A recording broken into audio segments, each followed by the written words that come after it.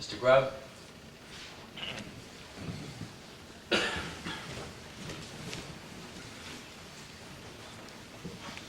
Dana Grubb, 2420 Henderson Place. Just a real quick observation about the changes in the Housing Inspections Code. They're tightening it up and requiring that inspection after each vacation, which wasn't the case in the past. I think that's a good move.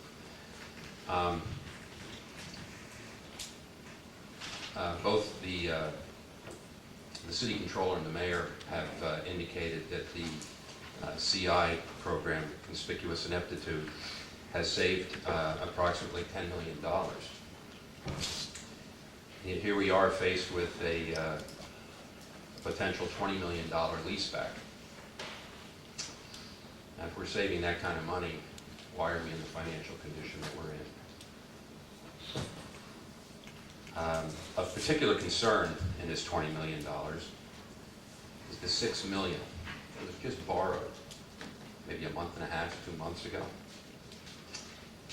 And quite frankly, as a taxpayer, I'm outraged that everybody who attended those meetings was lied to about the purpose of borrowing that money. Because everybody was told it was related to advanced capital projects. In the minutes from the August 17th council meeting, I personally urged council to ensure that there would be a guarantee that the administration would not spend the loan proceeds on anything other than the approved projects. That same meeting,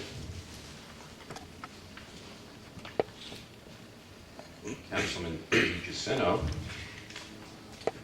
commented he's not convinced the money will go to its intended uses because of the cash flow issues and the bills to be paid. He didn't support it.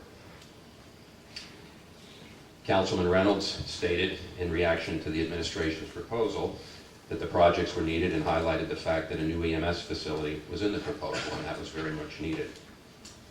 I'm still waiting for the shovel to hit the ground on that one. Councilwoman Dolan explained that debt can be a very effective way to pay for long-term projects that will outlive the life of the debt. I absolutely agree with you if the projects are done. And Mayor Callahan confirmed that Mr. DiGiacino was correct in saying that the debt payments are obligated, but the debt terms have not been spread out over a longer period of time unless it's paid in interest over the course of the loan. I'm not sure how that's aggressively paying down debt. Here's my point. We borrowed $6 million to get a number of capital projects underway, completed. Now we're told that in this proposed $20 million borrowing, that we're going to borrow $6 million again, because that $6 million was probably spent the moment the ink was dry on the loan documents. So we've got $6 million in projects, $12 million borrowed to get $6 million completed. And one of the reasons given for borrowing at this point in time was to take advantage of wonderful interest rates. And some raised the issue of whether those interest rates wouldn't be that beneficial in 2011. So we're not only going to borrow $12 million to get $6 million worth of work done, we're going to pay more than the original interest rate to get it done. This is madness.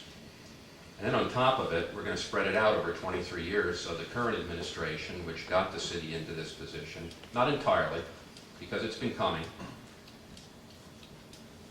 it's going to be pushed off on probably 3, 4, 5 mayors. What's wrong with that picture? I think as council reviews this particular financing package, you need to get your pencils out, very sharp ones, and pull the reins in on what's going on in this community. The taxpayers deserve open and honest government. They deserve to know why the money is being borrowed, not being bamboozled, but being told the truth. You deserve to have the truth, and quite frankly, every time this administration appears before council, I don't know how you can believe anything that is told to you. Thank you. Thank you. Any other public comment? Bill Shar, 1890 Eaton Avenue. If I may address the nutty comments on the Elias Farm Market. Thank goodness the council does care about zoning. And of course the council will be approving at some time the new zoning ordinance. And I would find it very inconsistent that the council would concern itself with the zoning ordinance but not zoning variances. And as I said, thank goodness for your interest, and it's a good time to mention that your solicitor asked some very pertinent and probing questions during the hearing. And as a matter of fact, I was almost dazzled at a couple of points.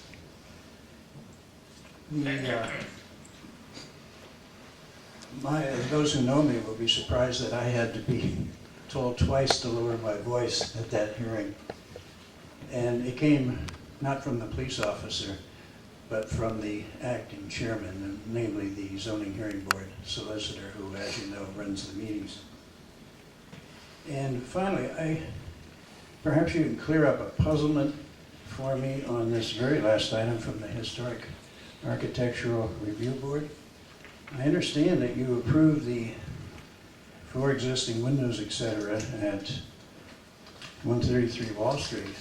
But if you turn the page over, it says that that proposal was tabled by the Historic Architectural Review Board and tabled unanimously.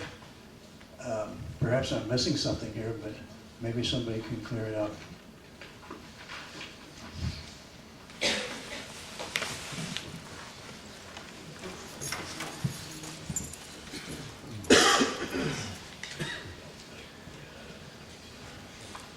I believe you're right. So where do we stand? It seems like you approved. Mrs. Bedoni? Given the correction, I would ask that it may be appropriate for a motion by a member of council to bring it back for a vote to correct the problem. Motion to reconsider? May I ask a question? Maybe to reconsider, but that there's no vote required, so to bring it back just for, to be entered into the record, I mean, to rescind the vote perhaps. Mrs. Bedoni? It would be a motion to reconsider, and then it could rescind. Do you Well, wish to actually- have that made during courtesy of the board? No, we would do that after courtesy. Okay. Well, actually, it says on the reverse side that no action by council is required. So all you have to do is reconsider and undo it, and that'll be enough. Thank you. Thank you. Gentleman over here. One Western Street, Greg Kentz. What's your name, please? Greg Kentz. K-A-I-N-T-Z. I just have a question for council. I remember back in the days when council used to come down and go to departments and see where that money's going. The only council person I ever seen come to my department, I've been down almost 25 years, is Gene Belinsky.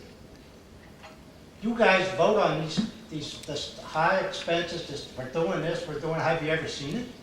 Did you ever get out of your chairs and go look? Do you know who the people are that are getting laid off? What departments they're from? Do you know any of this?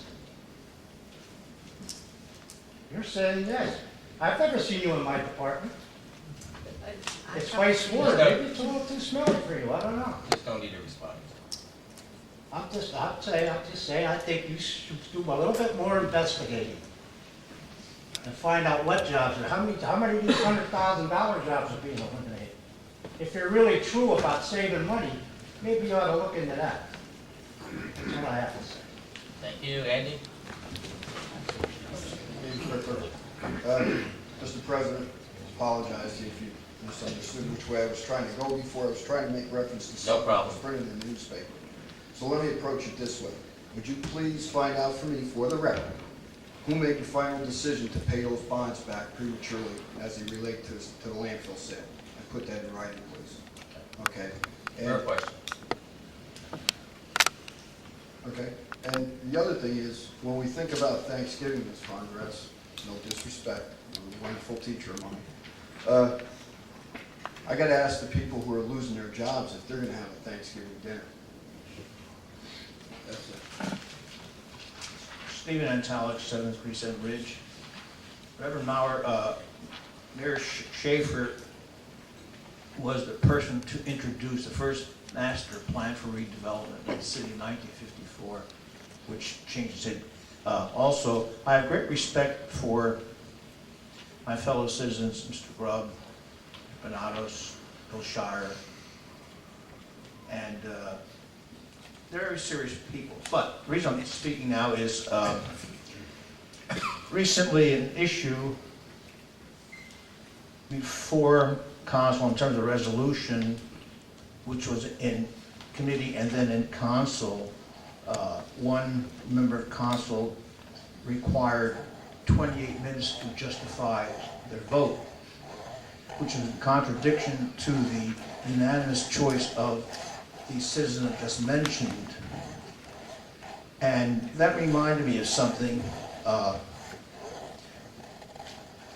Citizens' evaluation of elected council has become a hit. People are filling out the forms, and they're quite interesting, quite honest. Back then, this 28-minute dissertation, which was probably equivalent to the world is not flat and the moon's not made of blue cheese. That was probably the equivalent logic. But in any event, I decided to formally follow up with something I had done before, and instead of courtesy of the floor, courtesy to the floor. So I have my little private stopwatch, and I've been clocking time of speakers in the past, but I didn't make it public. So after this 28-minute dissertation, contrary to the wishes of the public, I looked at my records, and I found out that, this is fascinating, that the people who did the most talking had the lowest rating by the citizens.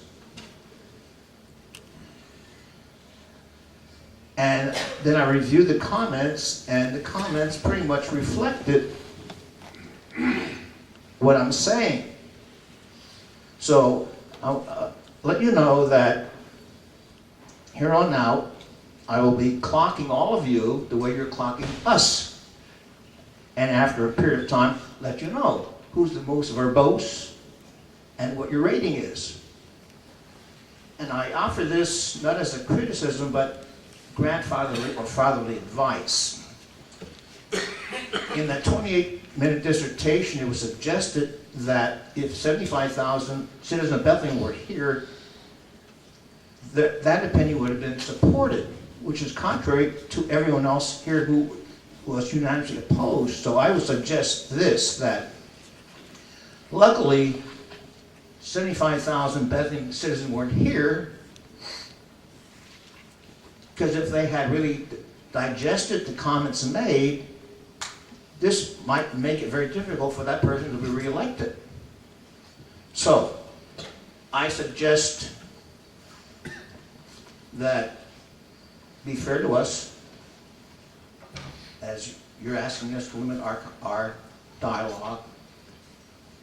We will let you know who's most verbose. Thank you. Thank you. Any other public comment? If not, the chair will entertain a motion to reconsider Resolution 11E. Is there a motion? I'll make a motion. Ms. Dolan makes a motion. Is there a second? Mr. Evans seconds. A motion to reconsider 11E. Discussion. I just want to thank Dolan. Bill Shire for pointing it out to us. Mr. Spadoni, correct me if I'm wrong, a vote of nay to rescind what we voted on before since it passed? Okay, a vote of aye will rescind the motion.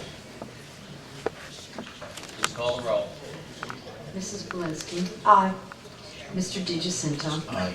Ms. Dolan? Aye. Mr. Evans? Aye. Mr. Mauer? Aye. Mr. Reynolds? Aye. Mr. Donchez? Aye, and this meeting is adjourned.